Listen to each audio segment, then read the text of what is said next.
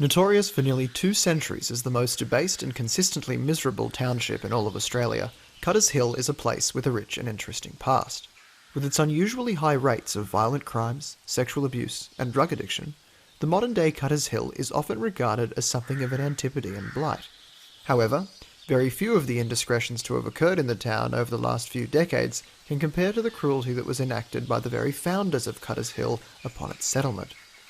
In 1829, under the supervision of New South Wales Governor Sir Ralph Darling, the town of Cutters Hill was established in a section of bushland known for its aesthetic pleasures and its conveniently close proximity to Sydney.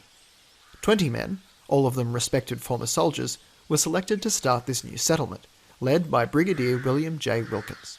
Due to the complete absence of the fairer sex, except for Brigadier Wilkins' wife, who had sadly died of a massively inflamed colon, the men of Cutters Hill were forced to improvise ways to gratify themselves sexually.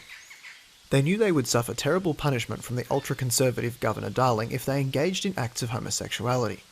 No matter how desperate the men of Cutters Hill were, such ungodly acts were still beneath them. Brigadier Wilkins told the fledgling town that any man found to be penetrating another man, orally or anally, with his fingers or with his member, would be killed without trial by being lit on fire.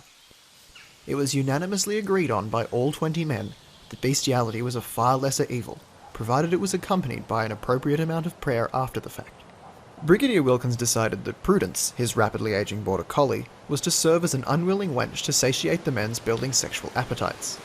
Poor Prudence was passed around and raked by all 20 of Cutters Hill's first settlers over the course of several weeks. For all the cliches about dogs being man's best friend, Prudence was not treated with much respect, and it was not long before the town's collective sense of shame was replaced by a vicious sadism.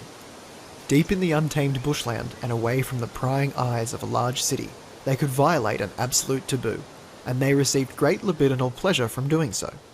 However, at a certain point, the novelty had passed, and it was decided that Prudence should too. A shot from a flintlock pistol at point-blank range did the trick.